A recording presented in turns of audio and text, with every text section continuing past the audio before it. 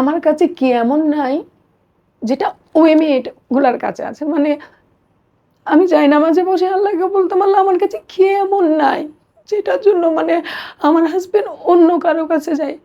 সত্যি বলতে উনাকে শুধু অন্য কারো কাছে না যাওয়া থেকে আটকানোর জন্য আমি পার্লারে যাওয়া, আমি আসলে ওরকম ছিলাম না। চুল কালার করা। কি করতে হয় সব করতাম। উনার একদিন আমি বলতেছি, "আপনার যদি নর্তকী ভালো লাগে, আমি আপনার সামনে নর্তকী হয়ে আসবো। কিন্তু আপনি অন্য কারো কাছে যায়েন না।" আমি আমার ভালোবাসার মানুষকে কারো শেয়ার করতে পারি না। আমার জীবনের ১ম পুরুষ আপনি। বয়স যাই হোক, সব জায়গায় কিন্তু বাবা মেয়ে বলে গেছে আমাকে। লাইফে আমি মার্কেটে গেছি, শপিং এ গেছি, বেড়াতে গেছি। বাবা আর মেয়ে। এগুলো আমার জন্য আসলে অনেক কষ্টদায়ক ছিল।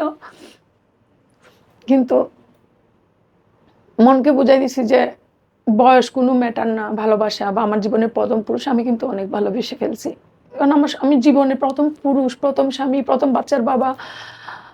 তো আমি ওনার পায়ে পড়ে কান্না করতাম। প্লিজ এগুলা করিয়েন না। আমার সাজানো বাগানটা নষ্ট করে দিয়েন না। এত সুন্দর সংসারটা নষ্ট করে দিয়েন না। আমি না এগুলো নিতে পারি না। আপনাকে কারো সাথে আমি শেয়ার করতে পারি না। মানে এমনভাবে উনার পায়ের মধ্যে মাথা দিয়ে আমি কান্না করতাম, উনার পা ভিজে যাইত। তো ১ম সরি বলতে পরে একসময় এসে বলছে, "আমি করব। তোমার ইচ্ছা হলে থাকো, ইচ্ছা না হলে চলে যাও।"